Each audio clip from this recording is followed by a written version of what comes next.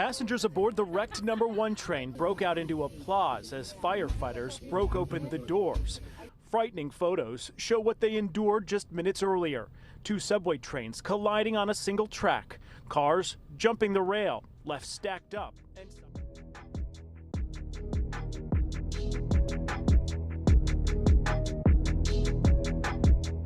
Welcome to the lounge. My name is Shadow, and I have a story to tell. Derailments are rare in New York City.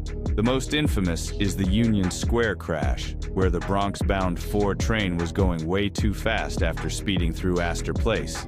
But that's a story for a future episode. Today's topic is about the derailment at 96th Street Station along the Broadway 7th Avenue line. The incident happened on Thursday, January 4th at 3 p.m., which was a few days ago. At the time, children were about to go hang out somewhere after school, and workers are getting ready to go home after a long day at work.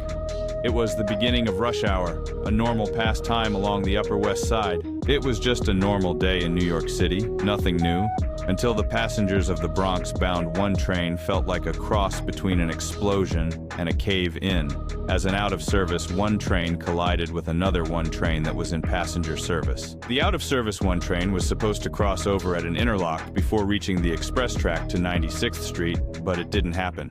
Luckily, both trains were operating at slow speeds, but of the 300 passengers on board the 1 train, only 24 were injured, but it's not life-threatening. They'll be okay, they're in pain, but will live another day to sue the pants off the MTA. The FDNY, also known as the Fire Department of New York, along with track crews, were successful in getting the passengers off the damaged train and into 96th Street. There are some experiences from the passengers affected by the derailment. See a gentleman holding ice on his head, so I can imagine even with me being thrown when it hit that some people had some injuries or some head injuries. Daniel Torres, the lead in the Broadway play Sweeney Todd, wondered if he'd missed the performance.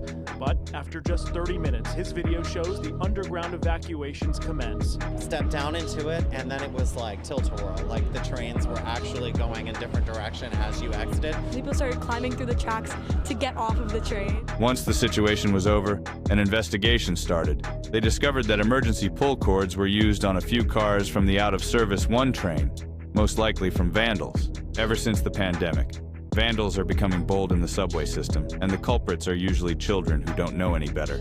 A belt would solve that issue, but we're not going to talk about disciplining children. But what we're going to talk about is why the MTA isn't strict on stuff like this. I noticed their security is extremely lax. Anyone can go into a train yard or enter the train cabs and can do who knows what. 3 days later, the damaged trains were finally removed from 96th Street Station and into their respected rail yard for more investigation by both the MTA and the NTSB, or the National Transportation Safety Board. We can blame politics all we want, but at the end of the day, the MTA is not only responsible for getting us New Yorkers from point A to B, but also responsible for passenger safety and accountability from those who are oblivious in selling items to people who may use them to cause trouble. And this concludes the story about the 96th Street derailment. I may post an update about this situation, but hopefully after what just happened. The MTA will start taking measures seriously. Until then, this is Shadow signing off, and if you see something, write something.